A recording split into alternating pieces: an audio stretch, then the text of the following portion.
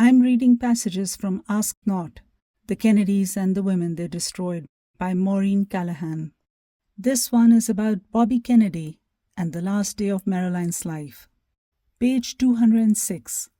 JFK and Bobby Kennedy's sister, Jean, gave Marilyn the Kennedys' enthusiastic endorsement in a handwritten letter. "Understand that you and Bobby are the new item," she wrote. "We all think you should come with him when he comes back east."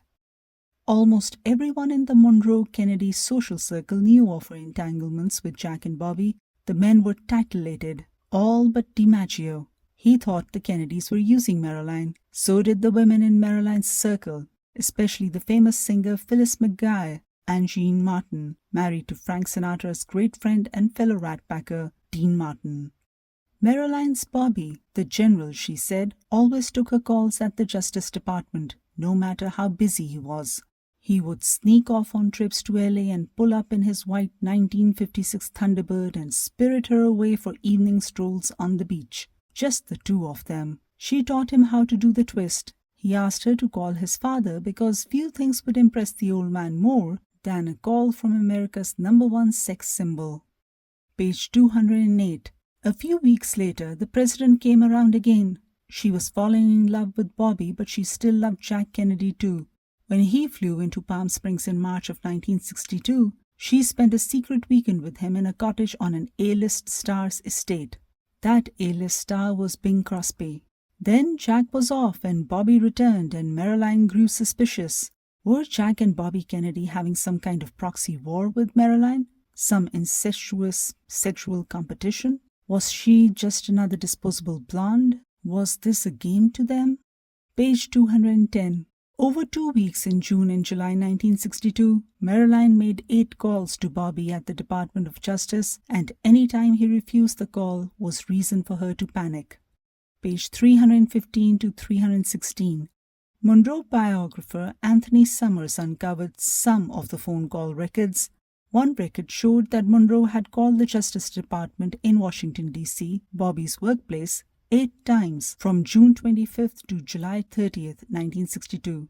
Her final call got through and lasted 8 minutes. She had reportedly had an abortion at Cedars of Lebanon Hospital in LA on July 20th, 1962, and in recent years it's been theorized that this was Bobby's baby. That would explain why Marilyn was so desperate to reach him in that time frame. Or frankly speaking, it could be that she didn't know who the father of the baby was, whether it was the President of the United States or the Attorney General. Page 211. 6 weeks later, on August 4th, Bobby Kennedy was in California with his wife and children. He went straight to Marilyn's house. "Where is it?" he yelled at her. "Where the F is it?" He wanted her wiretap. He wanted her recordings of conversations with him and Jack.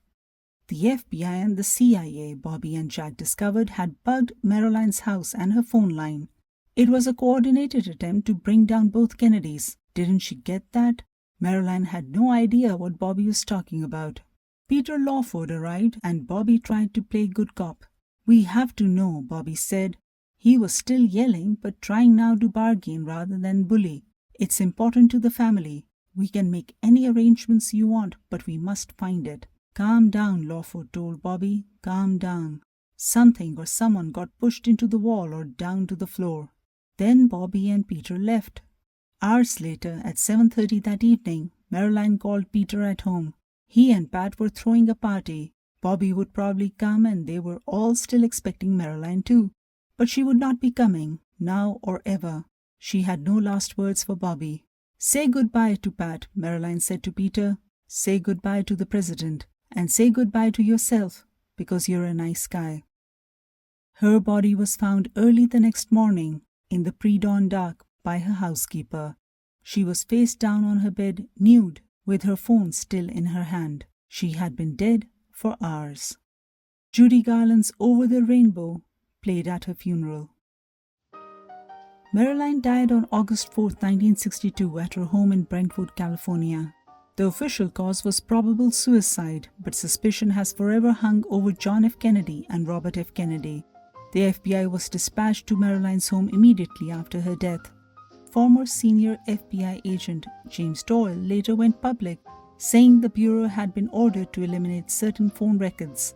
Audio tapes from Marilyn's surveillance system also went missing, as did her diary, which Bobby Kennedy had reportedly told her to get rid of in the months before her death.